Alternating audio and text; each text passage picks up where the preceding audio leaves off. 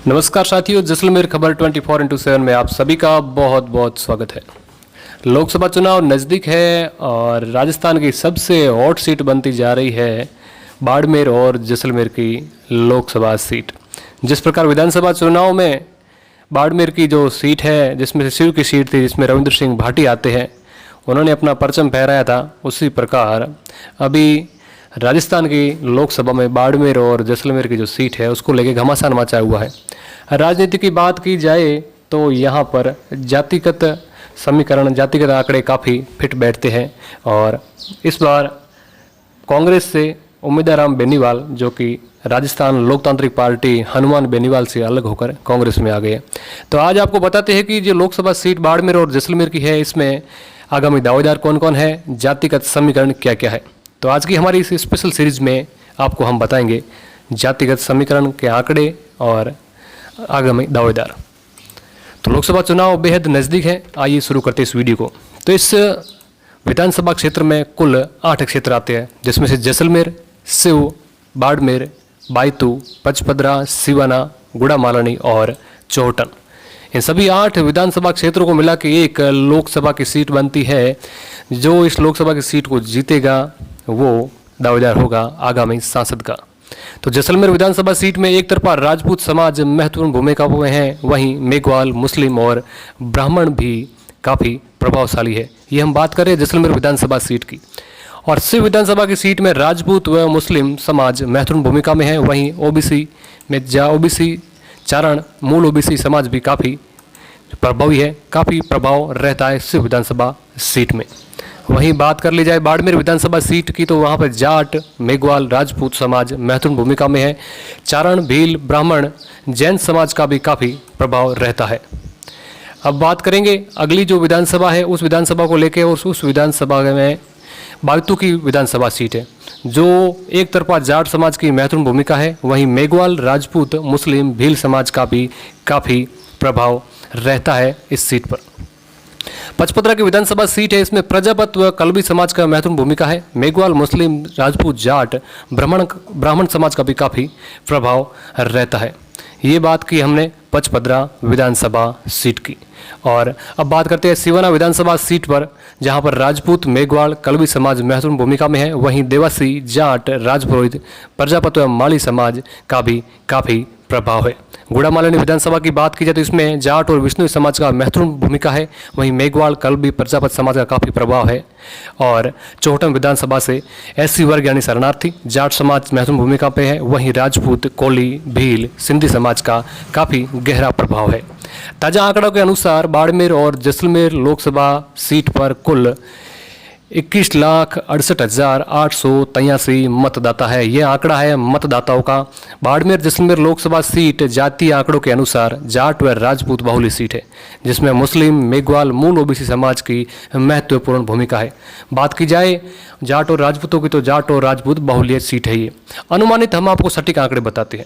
और महत्वपूर्ण जातियाँ कौन कौन सी है बाड़मेर और जैसलमेर में, तो जाटों की बात की जाए जाट 3,50,000 है, और जबकि राजपूतों की बात की जाए तो राजपूत भी लगभग 3,50,000 है। मुस्लिम 2,80,000, मेघवाल 2,75,000, ब्राह्मण प्लस राजपुरोहित 1,00,000 है। और प्रजापत समाज की बात 80 लाख, चारण 80,000 और वैश्य समाज की बात की जाए तो 80,000 के समथिंग इनके वोट है। तो महत्वपूर्ण वोट है वो जाट और राजपूतों के हैं, जिसमें 3,50,000 और राजपूत भी 3,50,000 है। इसके अलावा बाकी जो है वो भी इस जो सीट है इस पर महत्वपूर्ण भूमिका निभाते हैं। मूल ओबीसी को जिसकी बात करें, जिसकी महत्वपूर्ण भूमिका रहती है, 6 लाख से अधिक है, जिसमें प्रजापत व चारण के अलावा कड़बी 80,000 है, विष्णु 80,000 है, देवासी 80,000 है, माली 60,000 है, रावणा राजपूत 60,000 है, सुथार 50,000 है और अन्य कई जातियाँ शामिल है। इन सभी को कहते हैं कि ये जातियाँ जिस तरफ रहती है वहाँ डंका भारी होता है, वो आदमी जीत की तरफ होता है। एसटी एससी वर्ग कुल 4,50,000 से अधिक है, जिसमें मेघवाल के अलावा भील 80,000, शरणार्थी, कोली, वाल्मीकि, बावरी व अन्य जातियाँ आती है। इसका भी महत्वपूर्ण भूमिका रहती है, क्योंकि 4,50,000 वोट ये लेके बैठे हैं। अब लोकसभा चुनाव 2024 में बात करें तो सबसे पहले नाम आता है, हम आपको बताते हैं, और जो अनुमानित है जैसे हम बता रहे हैं, जैसे स्वरूप सिंह खारा है, जिला अध्यक्ष है भाजपा के बाड़मेर के कद्दावर नेता है, पूर्व भाजपा प्रत्याशी शिव से भी रह चुके हैं और चर्चित और प्रसिद्ध चेहरा है।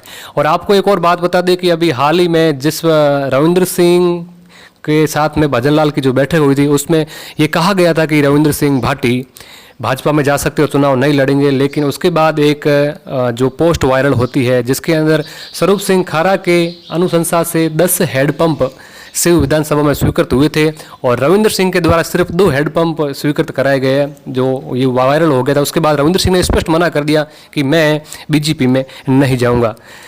तो ये एक महत्वपूर्ण मुद्दा था। इसके अलावा सेकंड आदमी की बात की जाए तो कैलाश चौधरी को फिर से, जो पूर्व सांसद थे उनको फिर से भाजपा ने उन पर भरोसा जताया है। कैलाश चौधरी की बात करें, कैलाश चौधरी कृषि राज्य मंत्री है, पूर्व विधायक रह चुके हैं बायतू से, राजस्थान में केंद्र में कद्दावर नेता है और क्षेत्र का मजबूत चेहरा है कैलाश चौधरी का। उनको फिर से भाजपा ने खड़ा किया है जैसलमेर लोकसभा सीट से। अब बात करते हैं रविंद्र सिंह भाटी की। रविंद्र सिंह भाटी वर्तमान से विधायक है और प्रसिद्ध और चर्चित चेहरा है, पूर्व छात्र संघ अध्यक्ष भी रह चुके हैं। और इसके अलावा रविंद्र सिंह भाटी का काफ़ी बोलबाला एक क्षेत्र में, और युवा राजस्थान का जो भी युवा है रविंद्र सिंह भाटी से बहुत ही प्रेम करता है। अभी हाल ही में कुछ वीडियो भी वायरल हुए थे होली के अवसर पर स्प्रिंग बोर्ड के, जहाँ पर रविंद्र सिंह भाटी का गाना बज रहा था। हालांकि यह एक झूठा गाना बताया जा रहा है स्प्रिंग बोर्ड एकेडमी के द्वारा, जबकि युवा काफ़ी इनसे प्रेम करते हैं। एक और चेहरा है हेमाराम चौधरी, जिन्होंने चुनाव लड़ने से मना कर दिया है। ये भी काफ़ी चर्चित चेहरा है। हालांकि हम आपको ये इसलिए बता रहे हैं क्योंकि ये चर्चित चेहरे हैं। इसके अलावा जो मानवेंद्र सिंह जसोल है, पूर्व सांसद बाड़मेर जैसलमेर से रह चुके हैं, पूर्व विधायक भी रह चुके हैं शिव से, और पूर्व सैनिक बोर्ड के अध्यक्ष भी रह चुके हैं, कद्दावर नेता भी है और जसवंत सिंह के पुत्र है। चर्चित और सर्वमान्य चेहरा है मानवेंद्र सिंह जसोल का। अब हरीश चौधरी हालांकि खड़े नहीं हुए क्योंकि कांग्रेस से वो खड़े हो चुके हैं उम्मीदवार बेनीवाल, और उससे हनुमान बेनीवाल की पार्टी से हट के वो कांग्रेस में आए हैं। और कर्नल सोनाराम चौधरी भी इस लोकसभा सीट से आते हैं और पूर्व सांसद है बाड़मेर जैसलमेर के, पूर्व विधायक रह चुके हैं बायतू से, और ये शायद चुनाव नहीं लड़ेंगे। और लोकसभा चुनाव की बात की जाए तो साले मोहम्मद का भी नाम इस जो बाड़मेर और जैसलमेर की लोकसभा सीट है इससे आता है, पूर्व पोखरण के विधायक रह चुके हैं। और लोकसभा चुनाव 2024 में प्रभा चौधरी का भी नाम सामने आया था, जो पूर्व छात्र संघ अध्यक्ष राजस्थान विश्वविद्यालय, राजस्थान विश्वविद्यालय में एकमात्र ऐसी अध्यक्ष है जो बाड़मेर और जैसलमेर से संबंध रखती है और राजस्थान यूनिवर्सिटी से है, और कांग्रेस की युवा दावेदार भी मानी जाती थी, लेकिन इनको टिकट नहीं मिला है। अब बात करते हैं उम्मीदवार बेनीवाल आरएलपी के पूर्व प्रत्याशी बायतू से रह चुके हैं और लगातार 2 चुनाव टक्कर में रहे हैं, और इस बार उम्मीदवार बायतू को कांग्रेस ने टिकट देके बाड़मेर और जैसलमेर से इनको प्रत्याशी बना दिया गया है। अब आप सभी से हमारी ये गुजारिश लास्ट में कि लोकसभा चुनाव जो 2024 का है, इसमें भाजपा आएगी या कांग्रेस आएगी या फिर अन्य आएगा, तो आप सभी का जवाब हमारे लिए महत्वपूर्ण है, क्योंकि मेरे को लग रहा है कि आपका वोट अन्य के लिए आएगा, क्योंकि रविंद्र सिंह भाटी निर्दलीय ताल ठोक सकते हैं। इसके अलावा हमें बताइएगा कि जो शिव से है अमीन खान अगर रविंद्र सिंह भाटी के साथ में आते हैं तो क्या लोकसभा की सीट रविंद्र सिंह के पाले में जा सकती है? आपकी राय, आपका कमेंट हमारे लिए बेहद महत्वपूर्ण है, आपकी राय हमें अवश्य दीजिए। तो अब तक के लिए इतना ही, और बाकी वाले आने वाली वीडियो सीरीज में हम आपको राजस्थान के अन्य लोकसभा सीटों का भी जातीय समीकरण और आगामी आंकड़े बताएंगे। तब तक के लिए धन्यवाद। जय हिंद, जय भारत।